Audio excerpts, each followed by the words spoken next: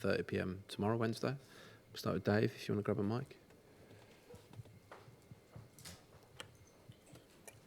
Jack, is Gareth Southgate too negative, cautious a coach? Because that is a question that that's an accusation that gets thrown at him by fans, by pundits, and the question of whether you should start more matches always sort of is part of that debate.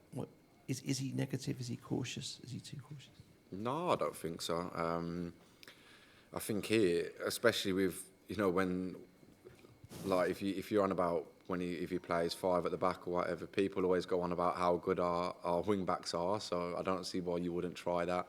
I think we have great talent all over the pitch, whether that be at full backs or centre midfield or even us wide players. I generally don't think that he is too negative or cautious at all.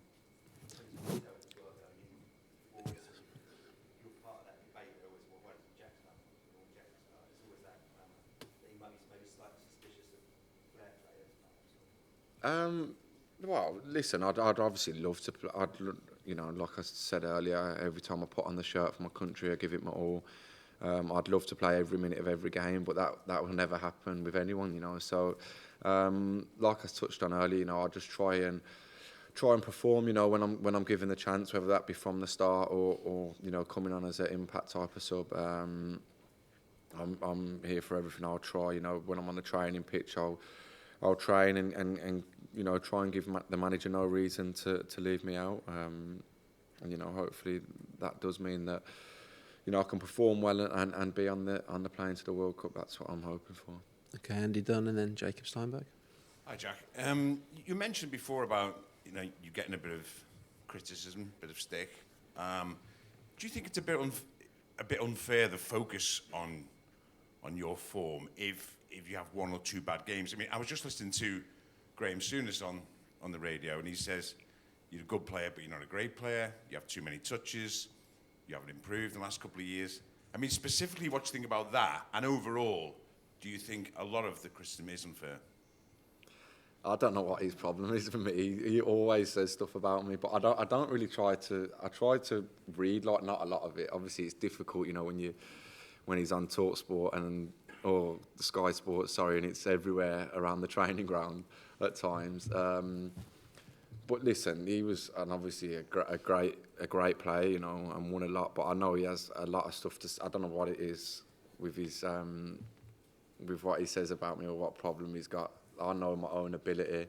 I know before that he used to say a lot of stuff about me not moving the ball quicker. But when I'm playing for a manager like Pep Guardiola and he's telling me, to keep the ball as much as I can and he's have balls to take it everywhere. That's what I'll try and do. So obviously, I'm always going to have people. If I'm not playing well, listen, I know within myself, I always watch my games back and stuff like this, and I'm very critical of myself. I know that there was games, especially in the second half of last season, where I weren't at my best at all. Unfortunately for me, obviously, I come back in pre-season, I come back fit. Well, had a strong pre-season and then get injured on the second game. But that's what I says. From now on, I'm just going to try and get my head down and try and get that fitness back, because I know that I'm not 100% yet. I think I've only played 190 minutes this season. But yeah, I think I'll always probably have people on the back of me, but just got to try and go and perform. Jacob, did you get a mic to him? Pass the mic along, sorry. Thanks, guys.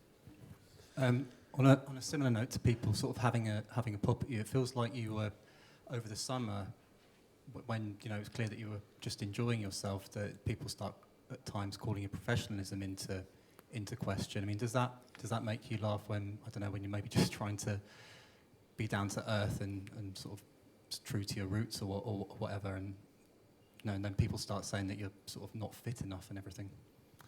Yeah, no, because I'm just like a normal kid, I feel like I was just doing like what a lot of other footballers were doing, but just because I don't know. Sometimes I think I get more probably attention when I'm just on holiday in Ibiza or Vegas or something.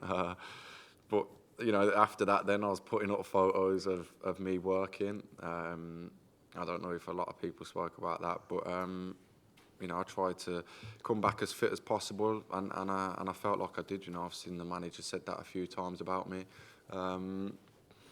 But yeah, I know that I know what I'm like and how professional I actually am. And yeah, hopefully I can just get that. I don't know, get my performances back to where I was, when I'm playing at my best, because I know how good I actually am when I am at my best. So hopefully I can get that back and get my fitness back as soon as possible. Got time for two more because we need this room clear. Simon Peach and then Sammy Mogbell. Jack, we seem to be speaking to you about scrutiny every time we do speak to you. How do you manage to take it in your stride? Because you seem to every time. I don't know. There's not much you can do really. It probably affects my family more than it does with me. But yeah, I think it's just like we've said, so much is just part and parcel.